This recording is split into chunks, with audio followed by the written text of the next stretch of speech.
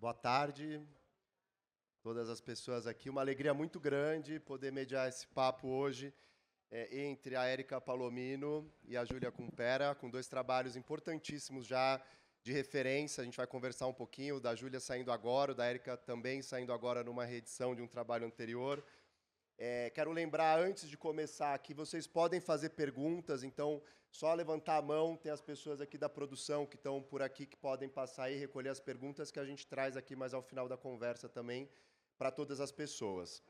Então, a Érica, né, ela é uma jornalista aí com uma trajetória bastante grande, né, com a Noite Ilustrada, uma coluna que trouxe uma contribuição enorme para a cultura, para o entendimento sobre a cultura clubber, a cultura da música da noite, da música eletrônica aqui no Brasil. Uma alegria ver esse livro agora relançado. É um projeto gráfico lindíssimo e atualizado depois de 25 anos da edição original dele. E a Júlia, que é pesquisadora, fazendo um doutorado em História na Federal Fluminense e que está lançando esse livro aqui na Noite Lésbica, também um projeto muito bonito, dentro da coleção Nossas Histórias, da editora Autêntica. E lembrando que, ao final, é possível ter os autógrafos aí das duas nos respectivos livros na tenda de autógrafos depois da conversa. E aí queria começar com uma pergunta para vocês duas, que as duas, de alguma maneira, né, ainda que em períodos históricos distintos ou arcos diferentes de períodos históricos, né, como objeto dos livros, vocês duas tematizam a noite. A noite sempre foi algo muito central para a comunidade LGBT. O fervo, né, essa dimensão das festas, das interações, tanto para a subjetividade, para a criação de coletividade, de laço. Então, eu queria que vocês contassem um pouco desde esse lugar de vocês também, como que foi esse processo, né, de elaboração, começando pela Érica, que tem esse livro que compila ali as colunas lá atrás, né, que acompanhava no dia a dia, no cotidiano, e que agora faz um esforço de pesquisa, de retornar a esse material, né, de atualização e de ampliação para outros lugares do Brasil. Obrigada, Renan. Bom dia a todas e todos. Agradeço a presença de todo mundo, ao convite da Feira do Livro e à editora Ubu, responsável por essa edição realmente maravilhosa. Bem, a noite era um ambiente em que eu existia. A gente está falando ali de meados dos anos 90, minha atuação profissional se deu na Folha a partir do finalzinho dos anos 80, e era um lugar onde eu existia, era um lugar que era familiar para mim. Alguns anos depois, em 94, eu comecei a coluna Noite Ilustrada. Em 92, comecei a coluna Noite Ilustrada, que, em 94, ganhou circulação nacional. E, naquele momento, pré-internet, o jornal e a publicação, né, semanal da coluna, sempre às sextas-feiras, ela funcionava como um imã, como um lugar de encontro de pessoas que estavam espalhadas pelo Brasil, muitas vezes sozinhas, né, num lugar único, ímpar.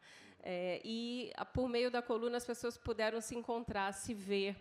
E começou uma ideia de uma comunidade em torno daquilo. Então, era muito bonito também ver de que forma as pessoas iam para as bancas de jornal, esperar o jornal chegar, retratando o que acontecia na noite de São Paulo, uma noite muito esfuziante, apesar da gente ainda chamar de mundinho, porque era um universo muito pequeno.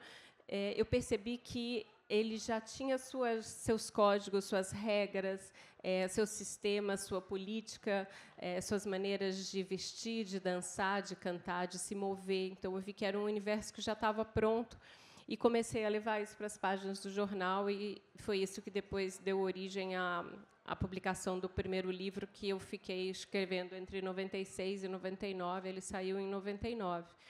Então, para mim, era muito espontâneo retratar isso, porque, como eu disse, né, era esse lugar em que eu habitava, e, de fato, aquela juventude foi muito transformadora e foi muito representativa para a gente entender um tipo de comportamento que começou a dar a cara de São Paulo naquele momento, nos anos 90. Então, hoje, se a gente olha para Nova York, por exemplo, né, que a gente gosta muito de falar, puxa, nos anos 70, o Estúdio 54 definiu uma Nova York, naquele momento, o que acontecia na noite de São Paulo também ajudou a dar o contorno de uma certa modernidade, como a gente já chamava na época, né, para o que estava acontecendo ali. Então, a noite era onde tudo isso acontecia, onde a gente estava experimentando nossas individualidades, liberdades, subjetividades, e estava encontrando lugares e formas de existir. Então, acho que a noite é essa grande tenda onde muita coisa acontecia quando ainda não poderiam acontecer nas ruas. Legal, Érica. E eu testemunho pessoal aqui que foi muito importante ler suas colunas também. Estava começando a sair, entender esse universo, me assumir como homem gay. Acho que teve um papel fundamental também fazer esse registro aqui de agradecimento. Júlia, queria falar com você agora sobre o livro, né? Acho que talvez seja a única comunidade ou movimento que a gente tenha como símbolo, como momento icônico, né? Assim, um episódio de um bar, né? Uma revolta em um boteco, em um bar, que era o Ferros, né? E o movimento LGBT tem essa dimensão, acho, justamente de ser algo da noite, né? Do fervo, e ter essa representação tão importante de um bar. Queria que você contasse um pouquinho da noite também e como o Ferros Bar, né? Que entra aí como objeto central do livro, aparece. Boa tarde. Eu quero começar agradecendo o convite da Feira do Livro e dizer que é um prazer estar aqui com você, Renan, e com a Érica. Esse é um momento muito especial para mim. Bom, as lésbicas passaram a ocupar o espaço do Ferros Bar nos anos 70, né, no final dos anos 70. E o Brasil vivia um outro contexto político, um outro contexto social. Era tempo de ditadura militar no Brasil. Existiam menos possibilidades, né, de circular pelo espaço urbano, de ser visivelmente lésbica. Então, um espaço como Ferros foi importante no sentido de permitir que essas mulheres circulassem por aí com um pouco mais de liberdade. Em vários dos relatos que eu ouvi para escrever esse livro, o Ferros é descrito como esse lugar possível de estar com outras mulheres, de conhecer outras mulheres, de estar com as amigas e de flertar também, de paquerar. Mas isso não significa que era um espaço total de liberdade, né? Era um espaço ambíguo também. Nem sempre elas eram bem recebidas pelos donos do bar. Aquela região onde o Ferros estava, no centro de São Paulo, também era alvo de batidas policiais. Então, existia também uma tensão, né, com a circulação de pessoas LGBTs nesse momento. Mas, ainda assim, as lésbicas insistiram em ocupar esse espaço e foram transformando esse bar num local de encontro, num local de sociabilidade, de criação de códigos culturais também, né, de formas de se reconhecer, de paquera, e também de militância política, né? O espaço do Ferros era onde o Grupo de Ação Lésbica Feminista vendia o seu boletim, o Xana com Xana, e reivindicar esse espaço como um espaço também de luta política é o que está na origem, né, do Levante do Ferros Bar, que é uma das histórias que eu conto no livro. E eu acho que ambos trabalhos, né, de vocês tematizam a noite, trazem a noite como algo que é esse espaço de potência e de realização, né? Porque, em geral, histórias LGBT, a gente tende a enfatizar sempre a violência, a dificuldade, o desafio. E ainda que haja essa dimensão, eu acho que mostra como a noite tem sido esse espaço de realização e de avanço também da cidadania, da subjetividade, dos laços nessa comunidade. E aí queria trazer para a Érica uma pergunta específica já sobre o livro, Érica. Como que, depois de 25 anos, foi ampliar isso para outros territórios, né? Porque o livro sai lá atrás, em 99, como você mencionou, na edição original, e aí ele vem um pouco nesse processo seu, né, de fazer as colunas, de observar a realidade ali no calor dos acontecimentos, e aí você se debruça nesse período mais recente, nos últimos anos, a olhar para esse material e a ampliar uma pesquisa sobre Brasil mesmo, né, tentando expandir. Como foi esse processo? O que ele revelou de novo nessa nova edição do livro? Como eu falei, o livro, tendo nascido em 99, decorridos esses anos, eu tinha muita vontade de voltar para aquilo e entender o que tinha acontecido a partir de então. Porque o próprio livro também acompanhava um pouco desse deslumbre em relação ao que acontecia fora do Brasil, à música, à dança, ao comportamento, à moda.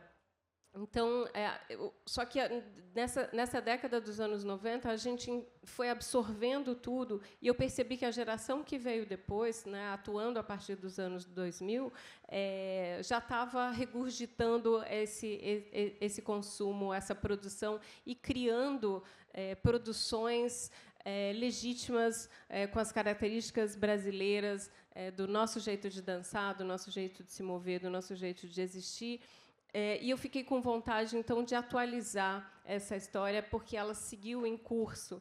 E muitas dessas transformações, em especial em relação à produção musical, com uma sonoridade brasileira, genuína, eletrônica, ainda que brasileira, de como essas manifestações começaram a aparecer, em relação também à moda, a uma nova produção que acompanhava não dos grandes eventos, mas sim a contrapelo, sempre tendo um olhar a partir de uma vivência underground, de uma abordagem underground, e, sobretudo, também em relação à população LGBT, que vimos muitos avanços acontecendo nesse período, e isso era importante que fosse registrado também.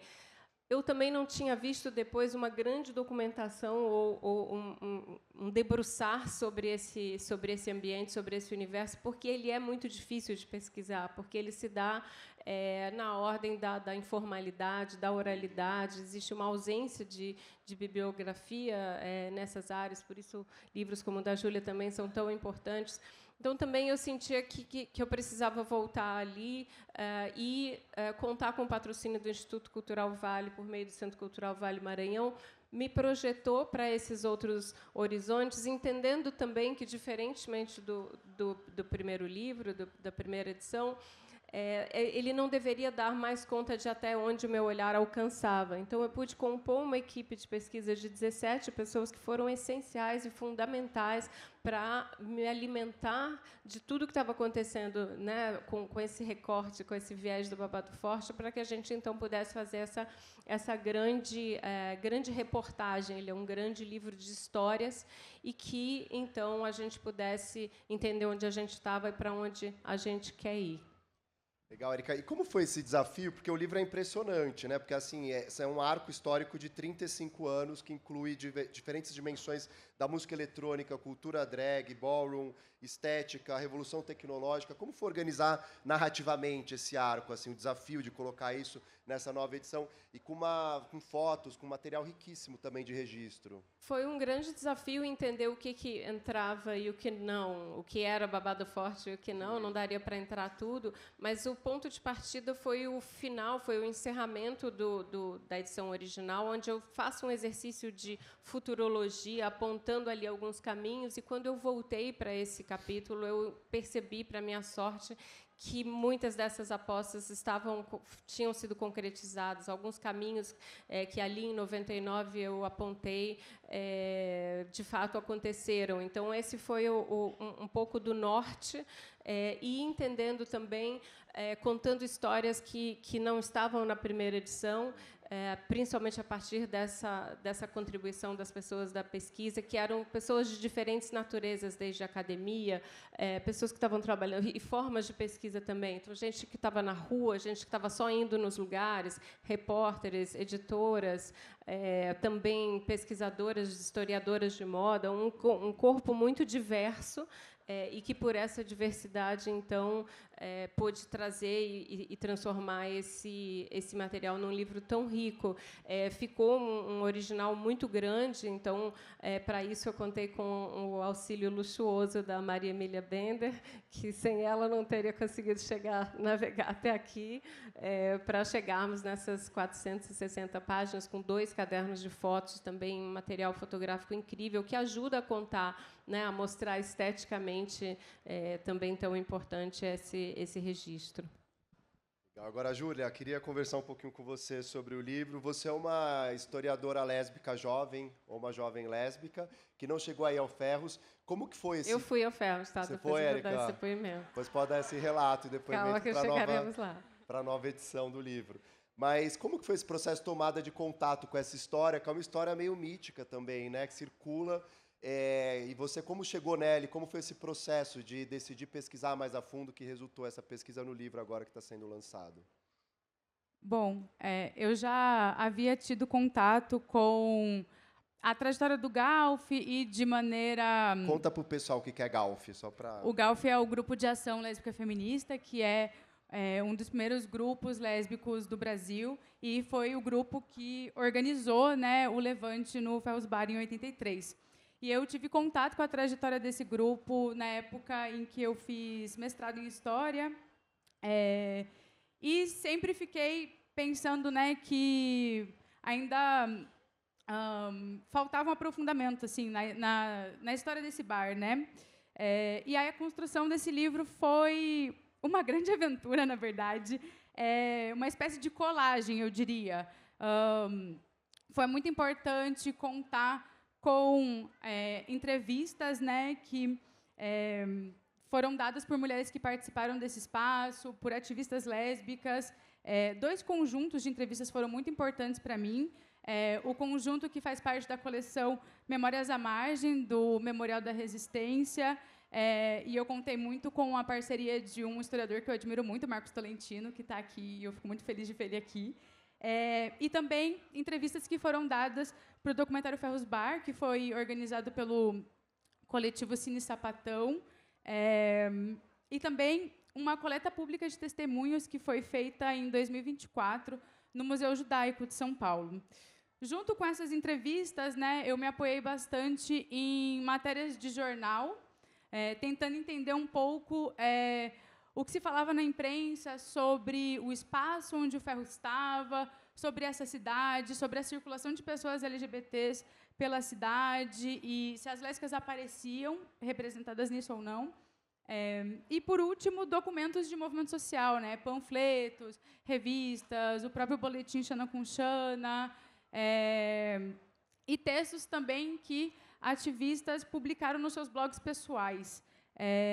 Havia também um desejo de construir uma espécie de clima da época, né? Então eu também tento trazer um pouco das músicas que estavam fazendo sucesso na época, né? Angela Rorô, Alessi Brandão, um pouco do teatro, manchetes de jornal, e fui muito também instigada pelo Schneider Campegiano, meu editor, a trazer um pouco esse cheiro dos anos 70 e 80, esse cheiro de couro da época.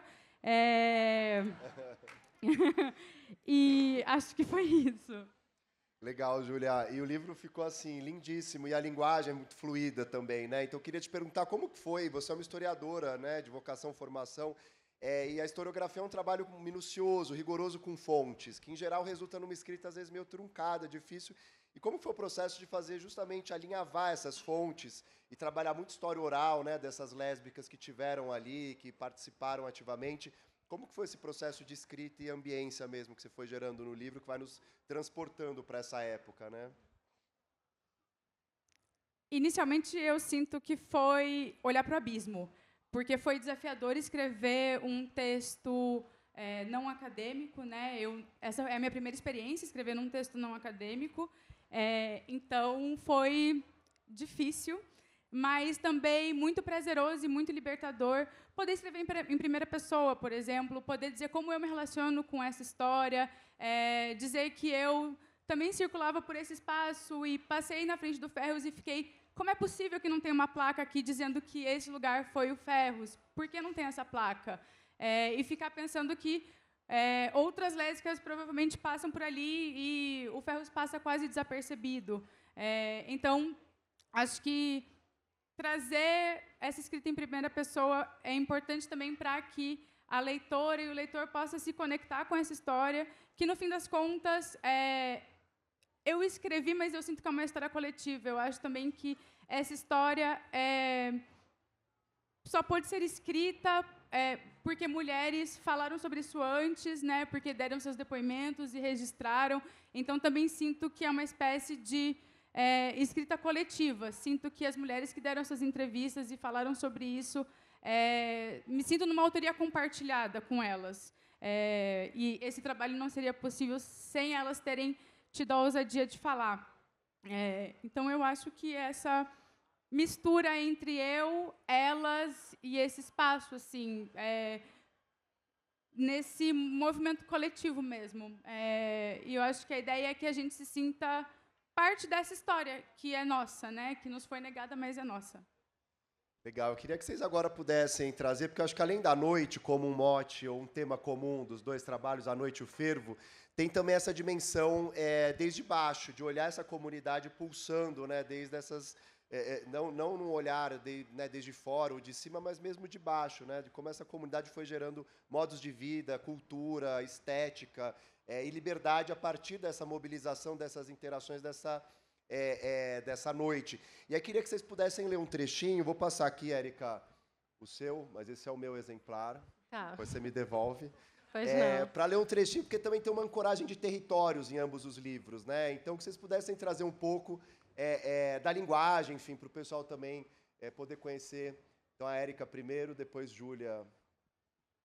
Eu escolhi para ler aqui um trecho sobre um dos capítulos novos, que eu gosto muito, que é da Cena das Ruas, que é quando, além dos clubes noturnos, além das raves, São Paulo começou a absorver uma série de eventos acontecidos na rua, uma ocupação das ruas, uma reivindicação do espaço público por parte da população jovem que queria a cidade para si.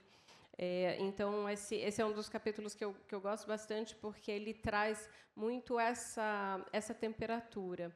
Então, ele fala: a cena das ruas renovou o espírito da cidade, e o público ia à loucura.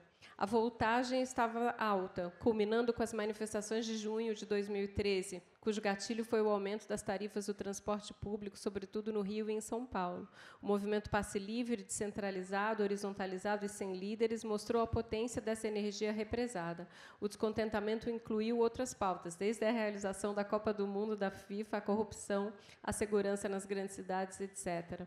Essas manifestações foram um divisor de água para a nossa geração, porque foi quando a juventude percebeu que tinha voz, diz Maurício Sacramento, que em Salvador começava a desenvolver o embrião do que se tornaria a Baticu. Fui um jovem muito impactado por esses acontecimentos. Essas manifestações me ajudaram a perceber a influência da política na minha vida, a influência da minha negritude e do racismo na minha construção enquanto pessoa, na minha vida, na minha classe social. E aí explodiu. Foi nesse momento que se deu o estopim.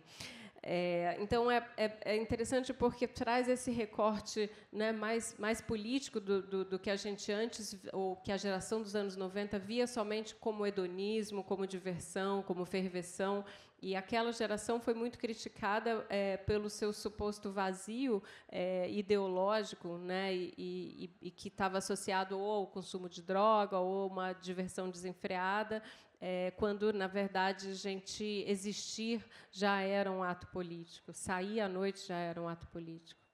Eric, como você percebe o deslocamento, né? Porque sempre teve essa acusação mesmo de um hedonismo dessa nossa subcultura LGBT, essa ideia das drogas, do prazer, sempre imperativo, e esvaziando a parte política, né? Ou não considerando essa dimensão como uma parte política. Como que você vê essa mudança, ainda mais no momento hoje, né? E seu livro está saindo hoje nessa edição ampliada, né? E trazendo essa atualização. Você vê nesse debate que hoje às vezes vem como identitarismo, diz, não, essa é uma dimensão menor, é uma dimensão lateral. Como que você identifica nessas falas, né, que interseccionam o racismo com a luta política, o passe livre, né, traz várias dimensões. Como que você vê isso assim nesse contexto, com o livro saindo agora depois dessa atualização? Uma das razões pelas quais eu quis trazer o livro de volta foi justamente porque ele tendo saído em 99, eu vi que essa mensagem, esse discurso estava se perdendo. E eu queria que ele foi, né, saiu agora no final de 2024, eu queria que ele fosse um manifesto, um convite, um reforço para que não houvesse retrocesso, para que a gente continuasse avançando e não perdesse o espaço do tanto que tanta dificuldade foi conquistado. Então, isso era muito importante que acontecesse para mim, e, finalmente, porque o livro e tudo que está nele, ele não é sobre a noite, ele é sobre formas de existir, sobre pessoas que, como o Maurício Sacramento da Baticu, inventou um lugar para si, para os seus amigos, suas amigas, para as pessoas como ele, que não achavam esse espaço na sociedade, e um espaço físico mesmo, como a Júlia falou. Então, tem essa dimensão sobre encontrar formas de existir para si, sobre como caminhar no mundo. Legal. Júlia, quer ler um trechinho, então, também, para a gente conhecer mais do episódio do Ferros? Bom, vou ler um trechinho de minutos antes da entrada no Ferros. Sexta-feira, 19 de agosto.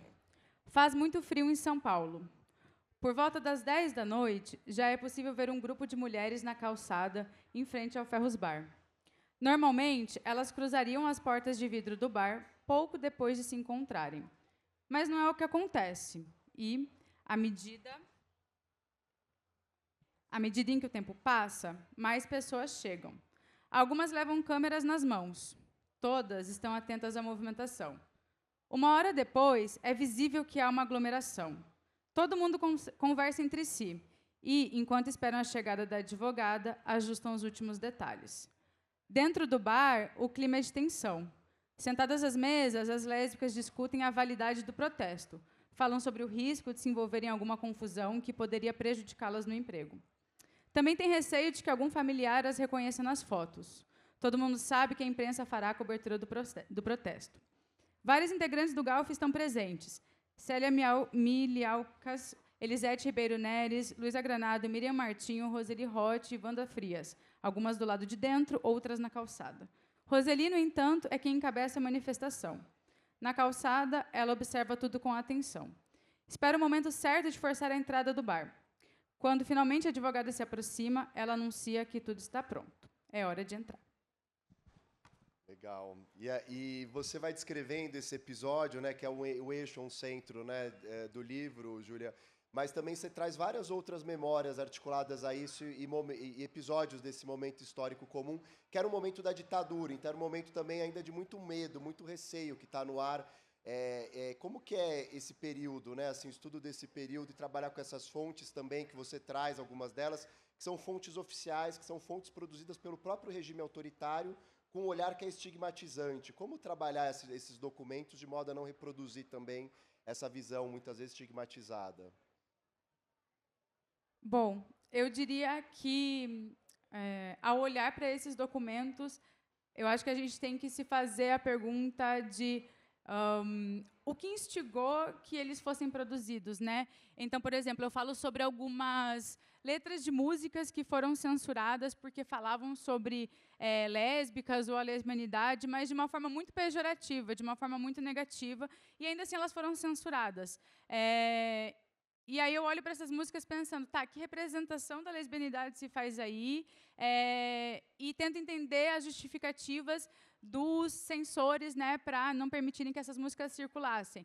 E isso permite ver que estava ligado a concepções sobre moral, sobre família, sobre religiosidade, né, que eram as bases do projeto de nação da ditadura militar no Brasil.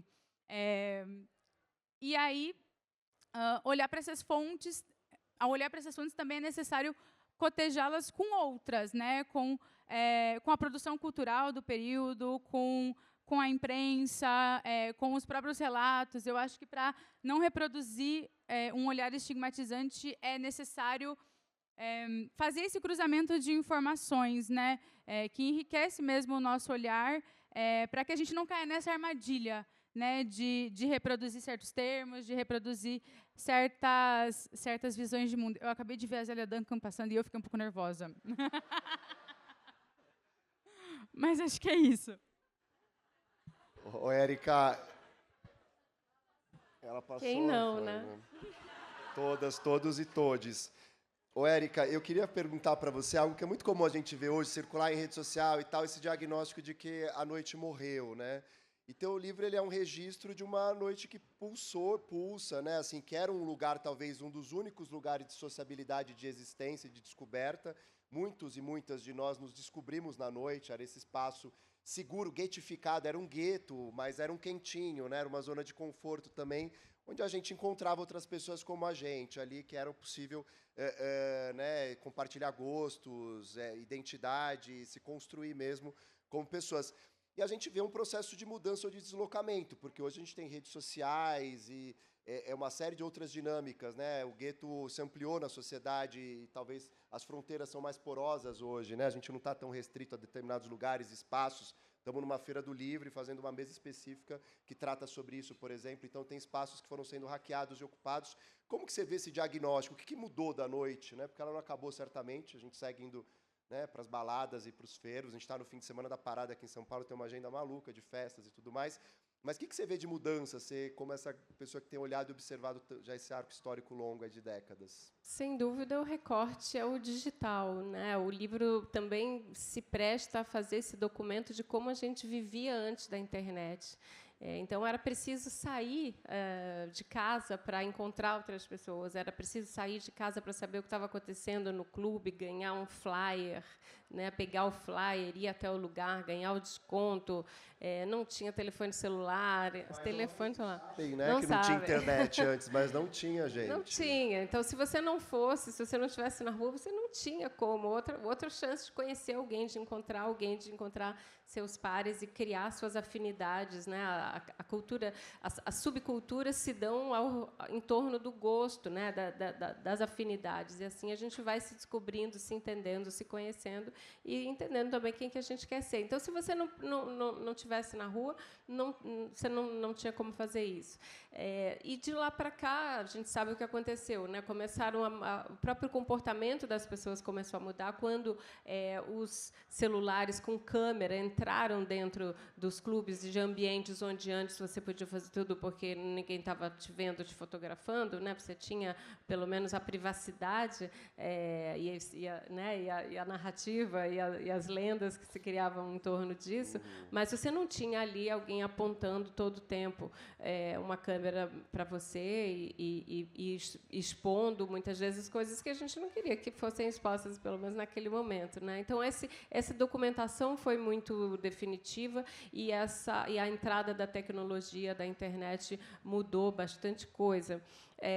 Sim, muita gente fica agora, a noite acabou, porque as pessoas não querem mais dormir tarde, porque elas querem acordar cedo, elas querem se exercitar, elas querem ser saudáveis. Eu acho que não tem muito a ver com isso. Eu acho que o livro ele documenta um momento em que isso acontecia, são ritos de passagem, né, da adolescência, da juventude para a vida adulta. As pessoas vão continuar precisando desses ritos, desses lugares, onde quer que eles aconteçam, elas vão continuar precisando desse momento da descoberta de si, descoberta do mundo, e isso vai continuar se dando. Hoje as pessoas também ficam um pouco mais retraídas, o ambiente digital as protege, entre muitas aspas, de muitas coisas. Então, tem alguns comportamentos. Não tinha aplicativo de paquera, não tinha rede social, então, de fato, o clube, com todas essas regras e todos esses lugares, e as festas, ele tinha essa função. Agora, como eu disse, né, a cada geração ela se renova em função dessa vontade da gente acessar o outro e acessar a gente mesmo de outras formas. Então, e o poder do encontro. Acho que o livro também é um grande convite ao encontro, a que as pessoas sigam se encontrando, porque desses encontros, essa potência gerada por ele é realmente muito transformadora. Isso vai sempre seguir.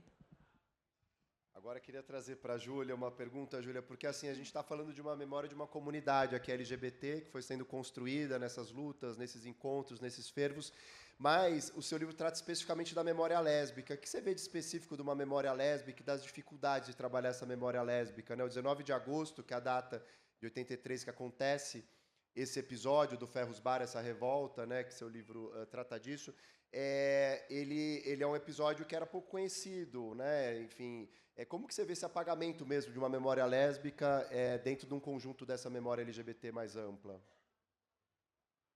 A memória é algo vivo, né? E ela é elaborada com o passar do tempo. E para que uma memória seja elaborada e possa circular no espaço público, é preciso também que haja um espaço de escuta. É preciso que as pessoas sejam perguntadas, né? E é preciso que esses discursos sejam validados socialmente. Então, eu acho que, no geral, as mulheres lésbicas foram menos perguntadas dentro da comunidade LGBT sobre as suas experiências, sobre as especificidades dessas experiências, porque, às vezes, a gente fica numa espécie de não lugar, né, entre, digamos, o movimento de mulheres e o movimento LGBT. E eu acho também que nos últimos tempos, tem havido alguns movimentos que têm provocado um espaço de escuta para isso. Eu acho que, por exemplo, o documentário do Ferros Bar, feito pelo Cine Sapatão, fez circular no espaço público, é um documentário premiado, e provocou isso. Eu acho que o fato de algumas instituições culturais, museus, arquivos, se interessarem por compor coleções com essas memórias também provoca a sociedade a pensar isso. É interessante pensar, né, que num dos textos que o grupo de ação lésbica feminista publica, um dos primeiros, elas falam: nós estamos atrasadas, e elas refletem sobre o porquê desse atraso. E tem a ver com o fato de que ninguém estava perguntando para elas o que elas precisavam. E dá um pouco essa sensação de que nós, lésbicas, estamos atrasadas em contar as nossas histórias. Mas eu acho que o atraso não é nosso. Acho que o atraso é da sociedade que pouco quis ouvir, assim. E não é casualidade que esse seja o primeiro livro exclusivamente sobre a história do Ferros, tantos anos depois dessa história, né? E eu acho que o fato desse episódio ser um episódio protagonizado por lésbicas e que diz respeito sobre a ocupação de um bar, mas também sobre liberdade, sobre o direito de ir e vir pela cidade, possibilidade de manifestação política e de reivindicação da existência lésbica mesmo, não é casualidade, né, que não haja uma marcação desse espaço, que não haja mais trabalho sobre isso, que não haja, enfim, mais produções culturais sobre isso, né?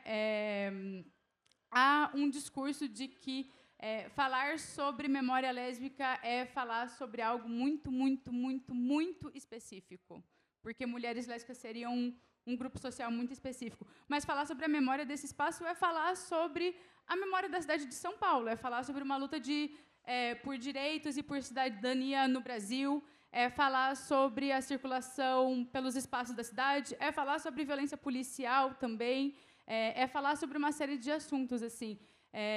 Então, eu acho que quando a gente fala sobre o apagamento da memória lésbica, a gente está falando, na verdade, sobre uma cidade, um país que ainda se pensa de forma muito heterossexual, né? E aí apagar as lésbicas permite que essa narrativa heterossexual, heterossexista, continue parecendo ser uma narrativa neutra, né? E que contempla todas as outras pessoas. Aproveitando essa normativa deixa também, né?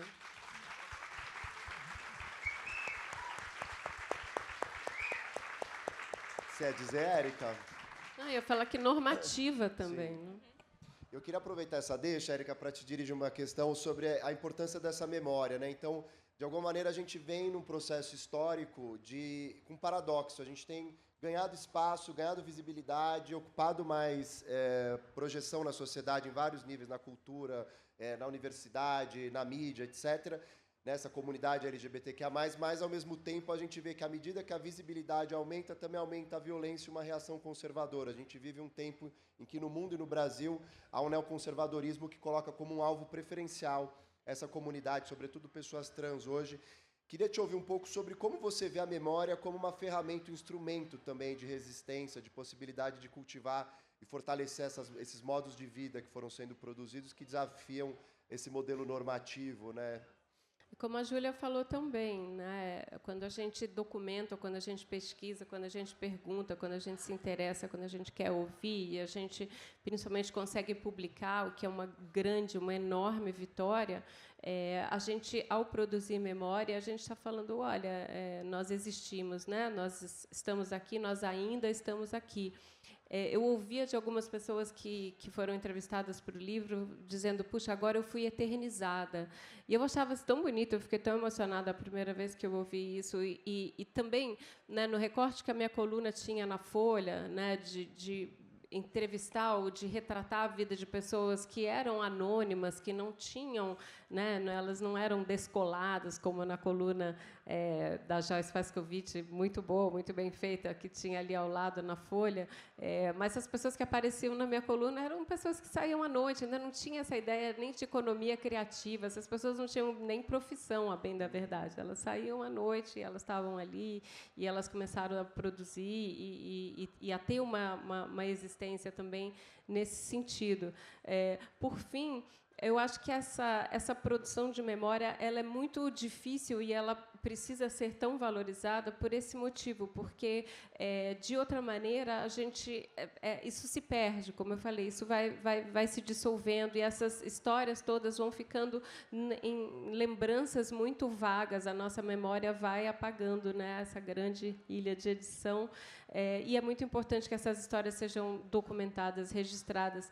É muito interessante, porque quando a gente faz isso, a gente também consegue enxergar e registrar para as próximas gerações, que esse também era um dos objetivos da reedição do Babado Forte. Então, quando uma das partes mais difíceis de pesquisar e de editar também do novo livro é o capítulo dedicado à cultura ballroom, relacionada, né, à movimentação do voguing, das famílias de voguing que, principalmente a partir da pandemia, se pulverizaram pelo Brasil, apoiadas pela tecnologia, finalmente a internet, e essas pessoas criaram elos de apoio e de fortalecimento, redes de afeto também, de acolhimento muito importantes para populações jovens, sobretudo, que estavam abandonados, que estavam muito vulneráveis dentro de tudo que estava acontecendo, a pandemia e a falta de trabalho, e pessoas que também tinham sido expulsas de casa, enfim, um contexto muito específico, mas que absorveu, como eu falei, uma produção que vinha dos Estados Unidos, principalmente a partir de Paris is Burning, do Vogue, que ficou mais conhecido com a Madonna, com a música da Madonna, mas que criou esses elos muito importantes e que foi ganhando esse contorno de família. Contar essa história foi muito difícil, porque cada pessoa tinha a sua história, tinha a sua versão, tinha ouvido falar de um jeito, vivia de outro, contornos e características locais, regionais. Eu consegui entrevistar pessoas que faziam uma ball em Manaus, uma ball indígena, de jovens indígenas fazendo isso em Manaus. Foi muito, muito bonito, muito rico. E essa documentação precisava acontecer, porque na internet, apesar da gente achar que tem tudo, não tem, né? E tem ali um monte de falhas e de lacunas. Então, essa memória ela se torna resistência também. E já vou passar, gente, para as perguntas. Se vocês puderem, quem quiser mandar ainda, é só acenar ali para o pessoal da produção, que está com os braços levantados ali, para mandar perguntas aqui para a Júlia e para a Érica. Érica, aproveitando essa deixa, Babado Forte era uma gíria bem underground, né? Assim, do Pajubá, essa linguagem aí criada por essa comunidade bicha, travesti, para poder falar de maneira cifrada, né? Da sua vida, das suas questões e tal. E a gente vê um processo de ampliação. Hoje em dia todo mundo usa, né? Babado Forte, é babado. Nossa, é babado, né? é babado. Como você vê esse processo, que é de um lado, né, de um ganho, sem dúvida, e conquista, né, porque é mais espaço, é mais visibilidade e entendimento junto com a sociedade, mas, por outro, também tem uma assimilação. E aí me remete um pouco a esse tema da parada, que vai acontecer amanhã, que é a parada do orgulho LGBT, que estava reclamando aí da falta de patrocínio, né, da dificuldade. Muitas empresas estão tirando esse dinheiro, que é sempre esse embate entre uma certa assimilação e uma certa mudança de mentalidade. Como que você vê isso? Assim, Babado Forte se tornou uma gíria mais comum. Perde potência, ela assimila muito? Ou você acha que ela mantém um potencial? Não, só ganha potência. Eu comecei a escrever usando o Pajubá na coluna já em 92, 94. Então, muita gente lia a coluna e não entendia nada, porque eu realmente escrevia como as pessoas falavam na noite, falavam nas boates, e o Pajubá, sim, era usado, né, por pessoas gays e travestis, evitando a ação da polícia ou dos alibãs, né, também.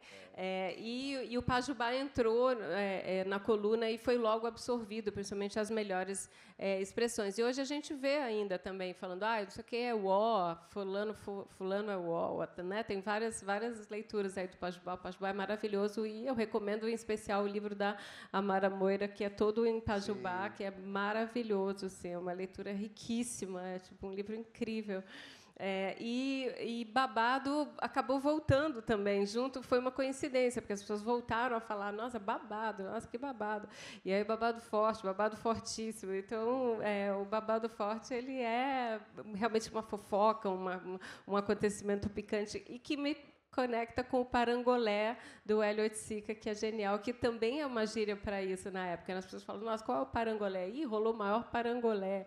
Então, tem esse charme, tem essa temperatura, tem esse tesão aí, que eu gosto. Legal. E esse livro da Mara é Neca, que foi publicado pela Companhia das Letras. É muito feito bom. todo ou boa parte em Pajubá ou Bajubá, que é essa linguagem da comunidade LGBT. Eu quero trazer uma pergunta do público, Júlia, aqui, que é da Daniela, que é do coletivo Dupla Maternidade, que ela pergunta se na sua pesquisa você encontrou registros sobre maternidades lésbicas, que é um tema hoje também mais presente, talvez, do que naquele momento, dados os avanços todos aí que a gente tem até no direito, no reconhecimento dessas formas de parentalidades, né, de famílias, mas queria saber se isso aparece, se isso estava na agenda do movimento naquele momento também. Bom, eu lembro de uma edição do Boletim Xana com Xana que era sobre maternidade. Não lembro qual o número, mas elas fizeram uma discussão sobre as dificuldades, né, de ser mães, o problema de não existir uma legislação que amparasse isso, e também essa falta de compreensão social sobre o que significava ter duas mães, né? Uma certa visão que se tinha de essa pergunta, né? De quem que é o pai? Então elas fazem essa discussão no Xana com Xana, mas de fato acho que esse é o único registro que me vem à mente. Essa não era uma discussão que nos anos 80 era tão forte, tão elaborada ainda, né? Eu arriscaria dizer que talvez essa discussão venha, se construa de maneira mais sólida a partir do momento em que o movimento lésbico, o movimento LGBT constitui uma agenda de direitos mesmo, né, em termos de reivindicação perante o Estado. Acho que isso também abre um espaço para a discussão sobre outras formas de família, né? Então, acho que é isso. E me vem agora à mente tem uma fotógrafa que eu gosto muito, que chama Alicia D'Amico, e ela fez alguns registros de casais lésbicos com filhas e filhos, assim. São registros fotográficos muito sensíveis, assim, mas é sobre a Argentina, né? Não é sobre o Brasil. Mas é lindo.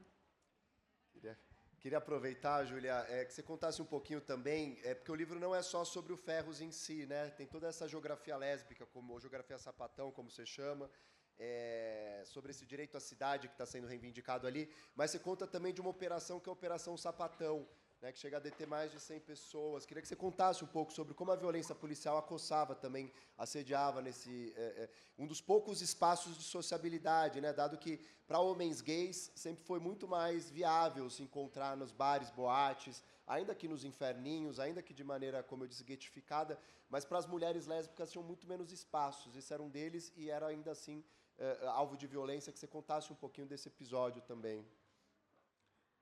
A violência policial contra pessoas LGBTs no Brasil, nesse contexto, né, dos anos 70, dos anos 80, tem a ver com a própria temporalidade da ditadura no Brasil. Então, nos anos 70, mais ou menos na metade dos anos 70, os militares entenderam que as esquerdas, a luta armada havia sido derrotada, as pessoas haviam sido presas, e, de maneira geral, os movimentos de esquerda tinham sido desarticulados pelos militares. Isso gera uma reorganização das forças de segurança pública, né? E aí o aparato policial, a polícia civil, a polícia militar, mais voltados para o policiamento das ruas, né? E nesse processo também a polícia militar é atrelada ao exército e passa a ser função dela o policiamento ostensivo das ruas. Então, no final dos anos 70 e começo dos anos 80, a gente tem registros de uma série de batidas policiais no centro de São Paulo, que são fruto dessa reorganização das forças policiais e desse novo momento da ditadura, porque é também um momento em que tem mais bares, tem mais boates, as pessoas estão circulando mais, de alguma forma, por esses espaços. Então, o policiamento se torna mais ostensivo e mais violento. E, nesse contexto, acontece a Operação Sapatão, que foi uma operação policial que passou, né, por alguns bares que eram frequentados pelas lésbicas, o Ferros, o Cachação, o Canapés, porque eram todos próximos, né, e havia uma delegacia de polícia próxima, que era a Seccional Centro. E foi um momento também em que um delegado, José Wilson Riquetti, estava comandando essa delegacia e ele tinha como grande bandeira fazer uma limpeza moral do centro da cidade, né? E isso envolvia a população LGBT, prostitutas, pessoas em situação de rua, pessoas pobres que circulavam pelo centro da cidade. E aí os bares frequentados pelas lésbicas entraram nesse movimento persecutório.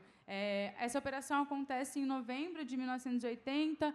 Por volta de 200 mulheres foram presas, foram levadas para a delegacia. E a gente tem poucos registros sobre essa operação, na verdade.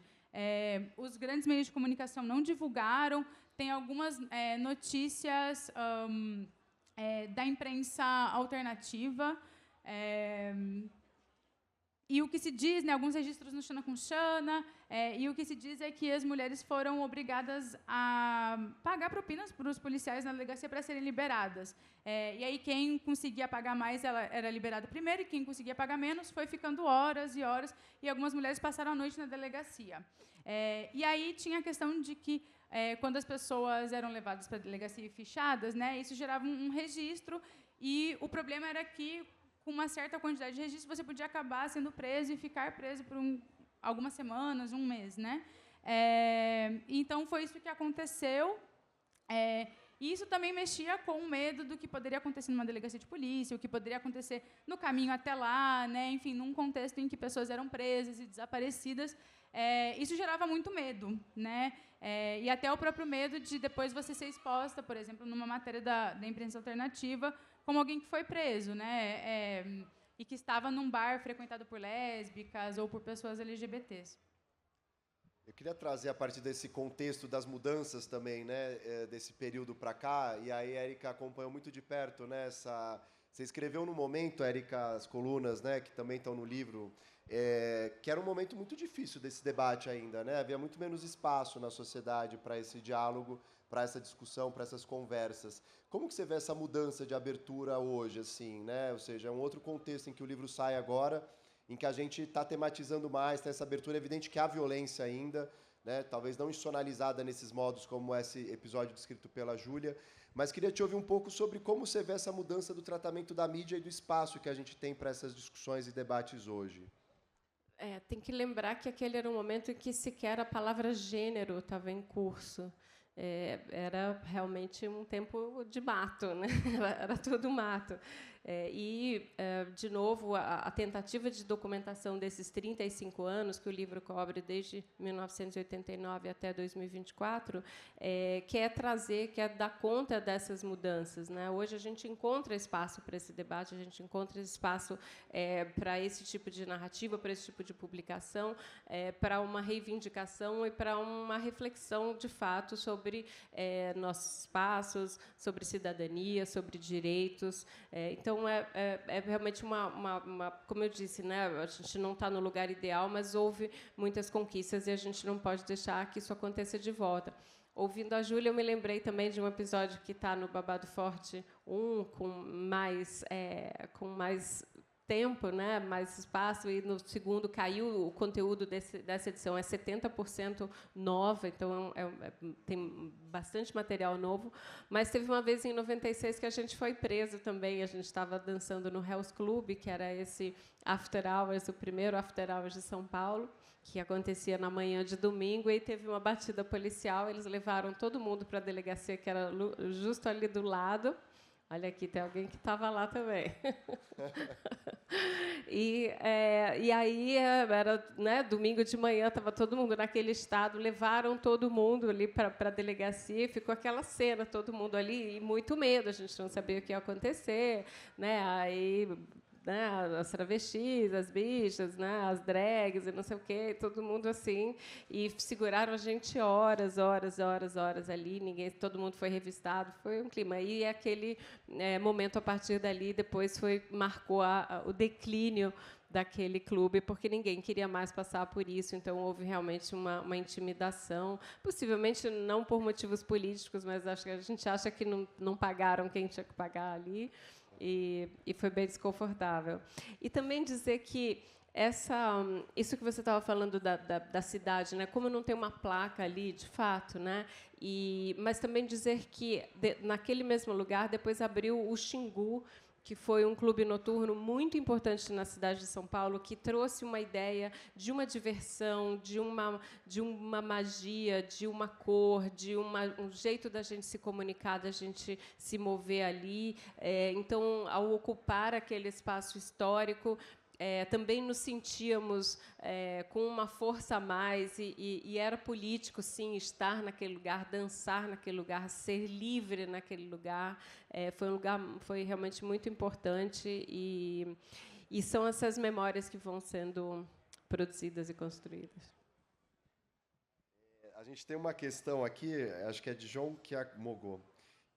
Diante de um certo crescimento de um conservadorismo na geração Z e Alfa, eu nem sabia que tinha geração Z e Alfa já,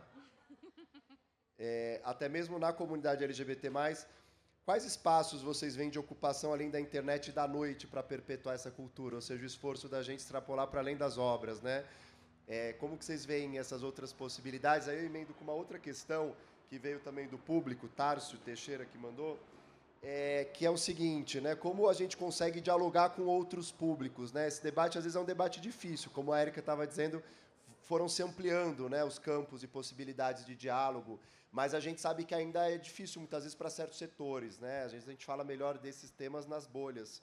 Como é possível, né, como educadora também, Júlia, a gente extrapolar essas fronteiras e falar para mais gente, numa geração que, eu não sei o dado e a fonte dessa pesquisa, mas a gente às vezes vê, né, isso de que tem um conservadorismo aí que marca aí essa nova geração.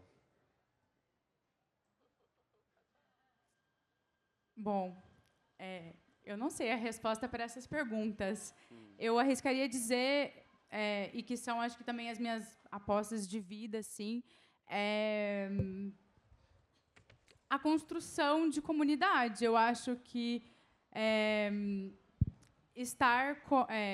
construir coletividade, né, com lésbicas, com pessoas LGBTs, eu acho que esse é um dos caminhos para sair da internet, né, como colocaram na pergunta. Eu acho que ocupar a cidade, seja numa feira do livro, seja fazendo intervenção urbana, seja fazendo uma exibição de filme para a gente debater. Eu acho que a arte e a produção cultural são caminhos para isso. Produzir coisas juntas, pensar juntas, eu acho que permite que a gente reconstrua esses fios da coletividade que eu acho que a internet destruiu em alguma medida, né? Com essa falsa sensação de que a internet substitui o espaço público, assim, não substitui, né? Então, eu acho que essa tem que ser um pouco... Essa é a minha aposta, assim, com as minhas amigas e na coletiva que eu faço parte, e nas coletivas, nos grupos que eu acompanho, assim, especialmente, né, de mulheres lésbicas que têm um trabalho incrível. Acho que o Cine Sapatão é um exemplo, o coletivo Safo Safa é um exemplo, a coletiva Oitava Feminista é um exemplo. Eu acho que é a construção desse laço coletivo mesmo, assim, proteger as nossas amigas. E como extrapolar esses espaços, eu acho que é realmente criando espaços de diálogo, assim. Eu acho que dentro da universidade é importante, eu, como historiadora e pesquisadora acadêmica, acho que esse espaço tem que ser defendido, e também que a gente esteja fora dele, né? Fazendo debates me enrolei. de diversas formas possíveis, né? Como aqui, como rodas de conversa. Eu acho que apostar em diferentes modelos de conversa entre as pessoas. Érica, quer... Eu acrescentaria também o que eu falei antes, né, o poder do encontro, que quando a gente se ouve, fala, né, tem escuta, a gente se inspira, a gente tem vontade de fazer coisas, de transformar o mundo à nossa volta. Eu ouvi 20 minutos do Vladimir Safatli falando aqui antes dessa... Minha vontade era já de fazer uma pequena revolução aqui. Então, é isso que nos move. Eu acho que esse que é o grande estopim de tudo, essa energia que eu acho que, sim, a internet não substitui, mas ela pode estar ali também, né, ajudar, né, não dá para ser só aquilo, mas acho que ali também. E, por fim, lutar contra a caretice, né? Acho que essa onda conservadora, que a gente pode usar todos os adjetivos e também citando ali a outra mesa fascista, ela deve ser combatida também com bastante vigor, contra a caretice. Fazer esse manifesto aqui já em seguida. Tem várias questões que chegaram, a gente não vai dar tempo de fazer todas, depois eu repasso aqui para vocês. Mas tem uma da Natália que eu queria te trazer, Érica, e depois eu trago uma para a Júlia. Que ela estuda, a Natália, o alcoolismo na geração millennial. E ela fez uma série de entrevistas e, por acaso, para essa pesquisa dela, ela identificou que quase todas as pessoas eram LGBTs. Muitas dessas pessoas diziam, entre aspas, que foram jogados na noite, porque era o único lugar que poderiam existir. E aí uma frase que uma das pessoas diz, bêbado eu conseguia ser gay com prazer, né, numa das entrevistas. E aí ela pergunta, você acha que a comunidade romantizou os excessos? Acho que dialoga um pouco com o começo da conversa sobre hedonismo, né? E ela diz, o fato de hoje estarmos ocupando outros lugares nos tirou da rua, acho que você já tocou um pouco nisso, mas ela diz, a noite só era legal porque estávamos lá? São muitas perguntas, né? Para começar, eu acho que sim, acho que se idealizou um pouco, se romantizou essa cultura dos excessos, porque era necessário que eles acontecessem, porque as pessoas precisavam sair de suas vidas, viver outros personagens, viver outras vidas, e isso se dava sob a proteção dos clubes noturnos. Existia essa sensação de acolhimento, de fato, e de uma permissividade de que ali era possível, de que ali seria possível. Então, sim, depois, né, muita coisa aconteceu de lá para cá e, naturalmente, a gente quer uma vida saudável, a gente quer uma vida boa, principalmente as novas gerações entenderam que isso não está fazendo tão bem assim. Mas existem escolhas pessoais e individuais, e acho que as coisas vão se ajeitando também. Como eu falei, há ritos de passagem, né, que precisavam ser cumpridos também. E a última pergunta era o quê? Perdão. Se a noite era esse espaço interessante só porque a gente estava lá. Não, tem sempre aquele pensamento que a melhor festa é aquela que você não foi, né? Tem isso também. Famoso FOMO, famoso você perdeu, né? Júlia, tem uma aqui que chegou para você que diz, o Ferros Bar era frequentado por lésbicas, porém seus donos eram homens. Inclusive, né, isso se analisa muito ali no processo também da revolta no livro. E aí, ela ainda diz aqui, que a pessoa que fez a pergunta não está identificada, ou apesar de hoje termos diversos bares com proprietárias lésbicas, há muitos frequentadores que são homens. Como que você vê essa relação, né, desses espaços sendo criados por homens com frequência lésbica e vice-versa? Pergunta se há uma relação aqui, como você veria? No contexto do Ferros, isso foi uma tensão, porque os donos mais ou menos aceitavam a presença das lésbicas ali, porque elas eram consumidoras e, de alguma forma, também mantinham o bar economicamente, né? Era quase uma negociação nesses termos, né? Mas isso nunca foi tranquilo. Tanto é que o episódio do Levante do Ferros Bar, o estopim é porque elas são impedidas de entrarem no bar, né? E aí eu acho que hoje é um outro contexto em que a gente tem bares lésbicos com proprietárias lésbicas e para além disso, com uma cultura lésbica ali, né? seja na decoração, seja nas regras que estão ali, né, implícitas e explícitas, no tipo de evento que é feito, né. Muitos desses bares também são espaços culturais, tem sessão de filme, tem alguma roda de conversa. Então, eu acho que é de fato um outro momento, assim, da ocupação desses espaços, mas que também não está, digamos, totalmente garantida, né? Muitos desses espaços sofrem para conseguir se manter numa cidade, cara, como São Paulo, em que a localização é muito importante, por exemplo, né? Então, fica o recado para apoiar empreendimentos de lésbicas. Então, eu acho que é isso. Assim, acho que a gente ganha esses espaços, mas é preciso continuar reivindicando eles para que eles não se percam. Eu queria trazer uma última questão, o tempo já está quase estourado aqui, que é a seguinte, né? A gente vai ter a parada do Orgulho LGBT amanhã, aqui em São Paulo. A gente teve um projeto de lei aprovado em primeiro turno na votação na Câmara Municipal, que proíbe presença de crianças e adolescentes LGBT nas paradas, como se o contato de crianças e adolescentes com a diversidade fosse algo danoso para o desenvolvimento dessas crianças e adolescentes. E, além disso, quer colocar a parada, né, e eventos similares em espaços privados e fechados, né, retificando de novo, tirando essa visibilidade que a comunidade alcançou.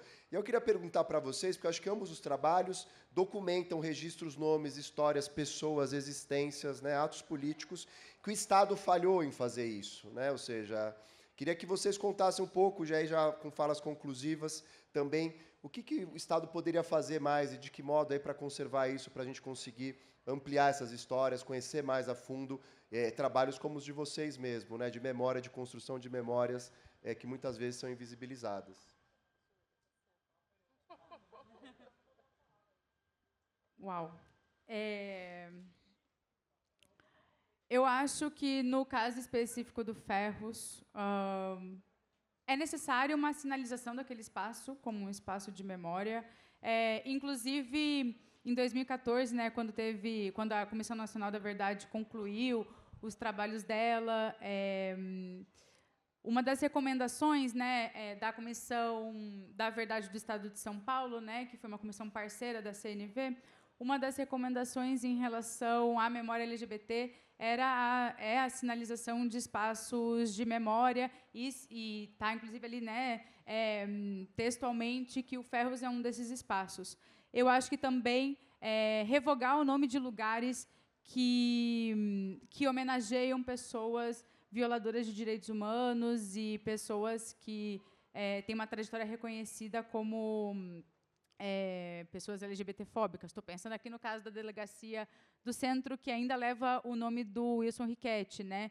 É necessário mudar o nome dessa delegacia. Eu acho que políticas de memória implementadas pelo Estado são muito importantes e que elas sejam feitas também em articulação com os movimentos sociais, né, que são os atores sociais que estão pensando essas dinâmicas no cotidiano, que estão em interlocuções com os sujeitos, né, com as lésbicas, com as pessoas LGBTs.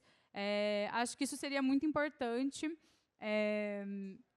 E também eu acho que a valorização de produções culturais, e aí livros, filmes, peças de teatro, romances, que nos permitam acessar outras narrativas, assim, né, e outras representações, e não só representações positivas, assim, e não só representações das pessoas saindo do armário, que são histórias muito importantes, mas também, assim, com personagens complexos, histórias complexas, né, que de fato mostrem a humanidade das pessoas LGBTs, né? Parece um pouco chocante, mas assim, lésbicas são pessoas, né? Gays são pessoas, então assim, dotadas de complexidade, com tudo que isso implica, né? Então, eu acho que a gente está num momento assim em que há um conjunto de produções culturais sobre a comunidade LGBT, e eu acho que o que a gente precisa reivindicar para o Estado, para as empresas, né, que trabalham nessa área, é que a gente tenha espaço para realmente produzir narrativas mais complexas, assim, né, que deem conta nossa, de tudo que implica ser uma lésbica nesse país, de ser um gay nesse país, né? E de todas as outras dimensões da vida, né? Lésbicas que são mães, enfim, relações interraciais, que às vezes a gente vê pouco nessas representações. A questão da velhice também, acho que isso é pouquíssimo falado, né? Pessoas LGBTs envelhecem, como é essa velhice. Então, acho que às vezes falta uma certa complexidade, né, nas produções que são feitas sobre nós. Érica, perfeito. Concorda? Gente, o tempo já está esgotando aqui. Queria agradecer demais novamente vocês pela presença, pelo trabalho de vocês. 2 trabalhos importantíssimos aí que estão sendo lançados. Lembrando que é possível adquirir os livros e pegar um autógrafo agora com Érica e com Júlia. Agradecer muito a Feira do Livro pelo espaço aqui, né? Há 3 anos, desde junho de 23, eu tenho editado uma sessão chamada Livros e Livres, que justamente trata de livros e de obras com temática LGBTQIA+, tanto em ficção como em não ficção. É possível acessar pelo site da 451 ou pegar a revista que está sendo aí distribuída e assinar também a revista e acompanhar. O livro da Érica já foi resenhado na sessão, o da Júlia em breve deverá aparecer lá. Então, a ideia também de amplificar o conhecimento sobre essas obras. Deixo ainda um convite, às 15 horas, aqui no auditório, vai ter uma conversa com o autor que também está trabalhando o tema da memória, que é o professor Luiz Motti, que está lançando um livro sobre Chica Manicongo, que é a primeira travesti documentada da história brasileira. E quero pedir, então, uma salva de palmas para as nossas autoras e obrigado a todo mundo.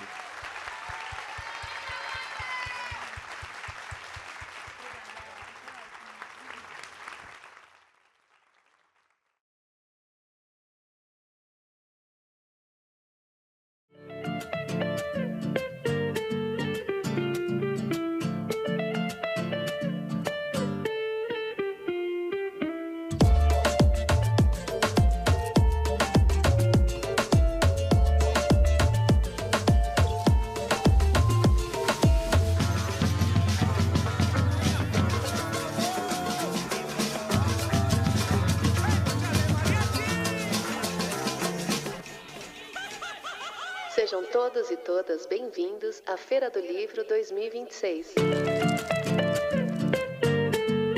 A Feira do Livro é uma realização da Associação 451, da Maré Produções Culturais e do Ministério da Cultura por meio da Lei Rouanet. Patrocínio: Mercado Livre, Motiva e Prefeitura de São Paulo na categoria Ouro. Itaú e Laranjinha Itaú na categoria Prata. Apoio: Pinheiro Neto Advogados, Instituto Ibirapitanga, Enjoei e Companhia das Letras. Parceria institucional: Livraria da Travessa, Mercado Livre Arena Pacaembu, SP Livro e Museu do Futebol, junto à Secretaria da Cultura, Economia e Indústria Criativas do Estado de São Paulo. Apoio institucional: Embaixada da França no Brasil, Instituto Camões, Arco Educação, Ministério das Relações Exteriores do Uruguai, Instituto Ramon Llull, Gráfica Viena, Chambril, Quiro, Frida e Mina, Inside by Meliá São Paulo e Higienópolis, Ernesto Tzurnik Advocacia, Ecoar, Arpa, Ovo e Bubu Restaurante. Parceria de mídia: 451, Folha de São Paulo, UOL, TV Brasil, Rádio Nacional, JC Deco, Piauí, Carta Capital, Mídia Ninja, Nexo, Gama e Publish News. Acompanhe a programação e cobertura completa da Feira do Livro 2026 no site da revista 451 e também nas nossas redes sociais @a Feira do Livro. Viva o livro brasileiro!